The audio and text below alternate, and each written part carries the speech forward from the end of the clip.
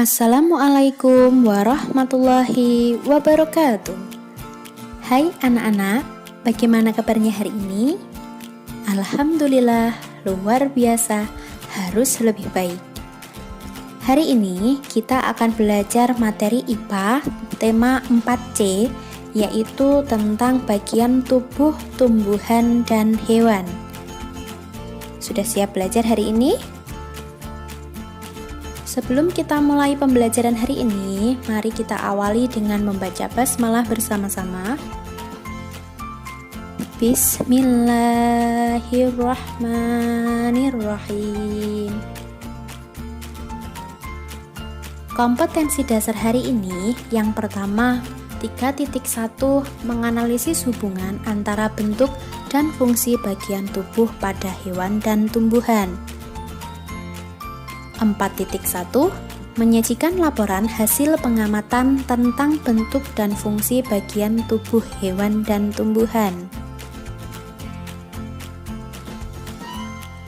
Tujuan pembelajaran hari ini yaitu diharapkan siswa dapat memahami bentuk dan fungsi bagian tubuh tumbuhan dan memahami bentuk dan fungsi bagian tubuh hewan. Nah, yang pertama kita bahas terlebih dahulu tentang bagian tubuh tumbuhan. Sebelumnya, Bu Vela minta kalian untuk membuka buku tema 4C halaman 17. Di situ ada sebuah gambar tumbuhan dengan bagian-bagian tubuhnya, dimulai dari akar, batang, buah, bunga, daun, dan biji. Nah, masing-masing bagian-bagian tubuh tumbuhan tersebut mempunyai fungsi-fungsi tertentu. Apa sajakah fungsi-fungsinya? Mari kita bahas bersama-sama satu persatu. Yang pertama ada akar. Fungsi dari akar yang pertama, menyerap air dan unsur hara dari dalam tanah. Yang kedua, memperkokoh tumbuhan. Yang ketiga, alat pernapasan. Dan yang keempat, sebagai tempat cadangan makanan. Nah, contoh tumbuhan yang menyimpan cadangan makanannya pada akar, contohnya seperti wortel, kentang, singkong, lobak, dan lain-lain. Yang kedua ada batang. Fungsi dari batang yang pertama menyalurkan air dan unsur hara atau zat hara ke bagian tumbuhan yang lain. Jika pada akar tadi fungsinya untuk menyerap air dari dalam tanah, sedangkan pada batang fungsinya menyalurkan air dari akar tadi menuju ke bagian tumbuhan yang lain. Yang kedua, menopang tubuh tumbuhan. Yang ketiga, sebagai tempat untuk menyimpan cadangan makanan. Nah, contoh untuk tumbuhan yang menyimpan cadangan makanannya pada batang. Contohnya seperti tebu, sagu, dan kaktus. Yang ketiga, daun. Fungsi dari daun sebagai tempat terjadinya fotosintesis. Masih ingatkah kalian apa itu fotosintesis? Ya, fotosintesis adalah proses pembuatan makanan pada tumbuhan dengan bantuan cahaya matahari. Yang kedua, sebagai tempat terjadinya penguapan. Sebagai alat pernapasan. Daun dibedakan menjadi beberapa jenis berdasarkan tulangnya. Ada melengkung, menyirip, menjari, dan sejajar. Ini contohnya ya. Bagian-bagian dari daun yaitu ada helai daun, tulang daun, pelepah daun, dan tangkai daun.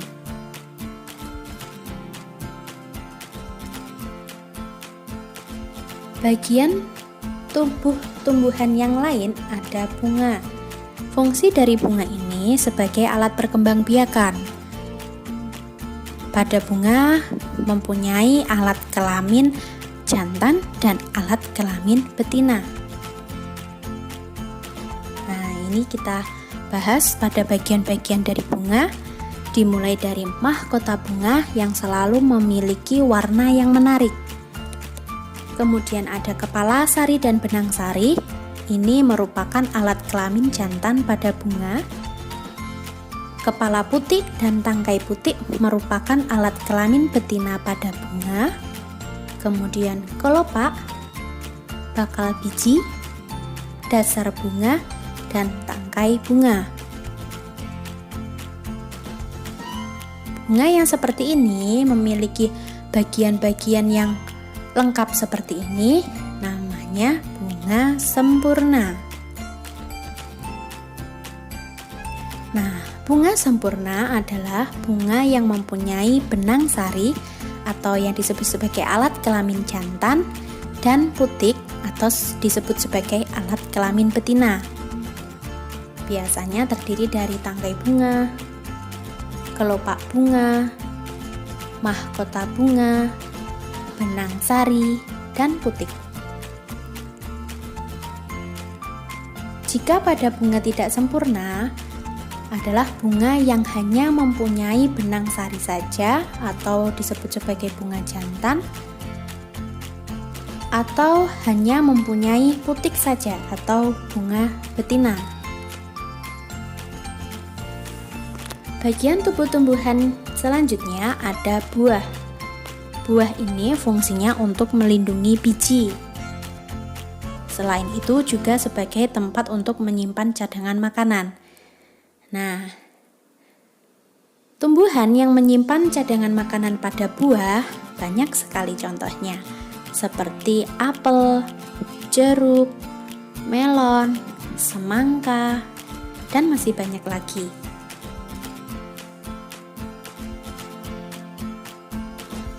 Selanjutnya, biji. Biji merupakan bakal tumbuhan baru atau sebagai calon tumbuhan baru dan sebagai tempat untuk menyimpan cadangan makanan. Contohnya seperti kacang. Selanjutnya kita bahas tentang bagian tubuh hewan. Bagian tubuh hewan biasanya memiliki mata, telinga, hidung, mulut, ya. Ini kita bahas terlebih dahulu, contohnya pada kucing. Pada kucing, dia memiliki mata untuk melihat, hidung untuk mencium bau, mulut dan gigi untuk makan, telinga untuk mendengar, perut untuk mengolah makanan, kaki untuk berjalan dan menerkam mangsa, ekor untuk keseimbangan, dan rambut atau bulunya untuk menutupi tubuhnya. Selanjutnya ada bagian tubuh burung. Di sini Bu Vela ambil contoh dari burung elang. Nah, kegunaan bagian-bagian tubuh dari burung elang yang pertama ada lubang telinga yang digunakan untuk mendengar, mata untuk melihat, lubang hidung untuk mencium bau, sayap untuk terbang, paruh atau mulut untuk makan, ekor untuk keseimbangan, dan kaki untuk berjalan dan bertengger. Selanjutnya, ikan. Ikan memiliki bagian tubuh kepala, badan, ekor, insang, dan sirip. Mulut ikan untuk makan, hidung untuk mencium bau, mata untuk melihat, sirip untuk bergerak, perut untuk mencerna makanan, dan ekor untuk bergerak dan mengubah arah gerak. Nah, tubuh ikan ini selalu terasa licin saat kita pegang, karena tubuhnya ikan diselimuti oleh sisik dan berlendir. Selanjutnya ada hewan katak. Ini ada di buku cetak kalian tema 4C halaman 54. Silahkan kalian isi, tulis di buku cetakmu. Mata untuk melihat, kaki untuk melompat, selaput kaki untuk membantu katak berenang dan berjalan di tempat yang becek, kulit untuk membantu dia bernafas di dalam air, kemudian mulut untuk makan. Selanjutnya ada ciri khusus dari hewan bunglon. Hewan bunglon ini mempunyai lidah yang panjang dan lengket untuk menangkap mangsanya. Yang kedua, bunglon ini mampu mengubah warna kulitnya sesuai lingkungannya yang disebut dengan kemampuan mimikri.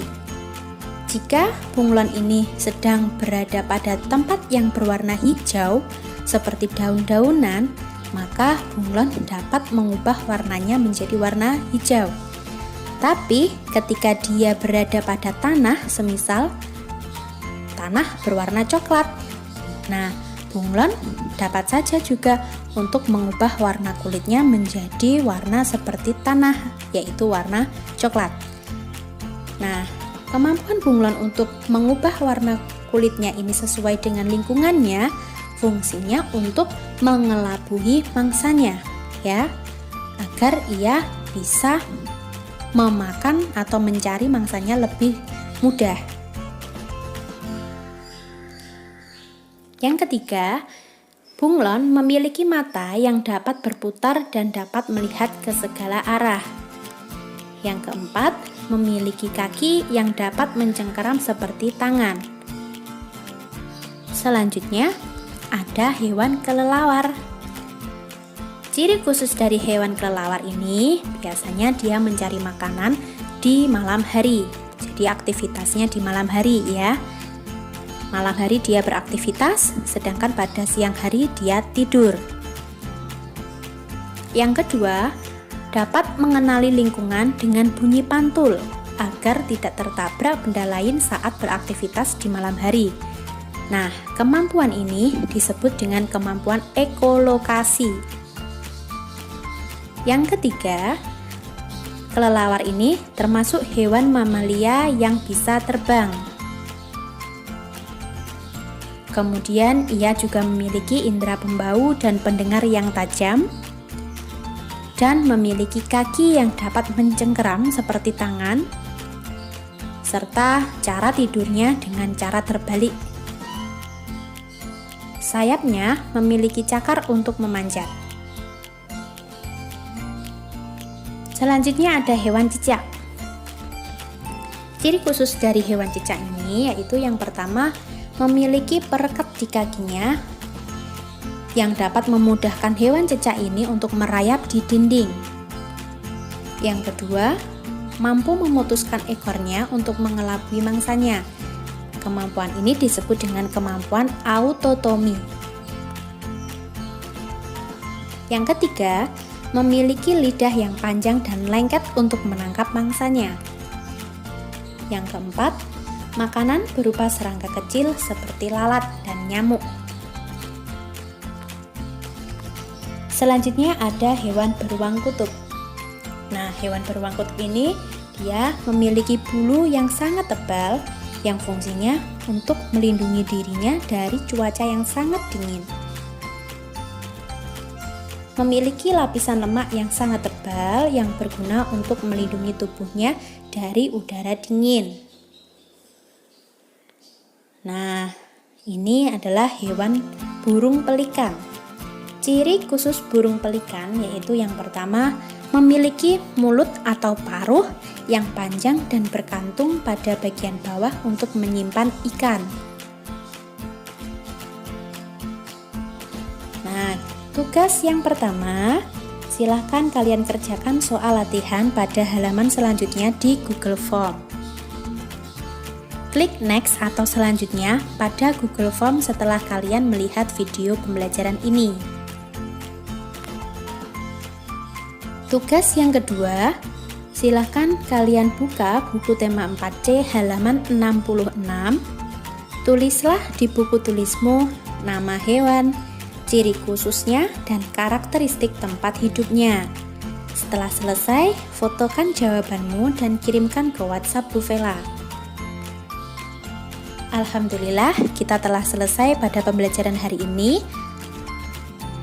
Kita akan bertemu lagi pada pembelajaran selanjutnya. Ada kurang lebihnya Bu Vela mohon maaf. Sekian dari Bu Vela. Wassalamualaikum warahmatullahi wabarakatuh.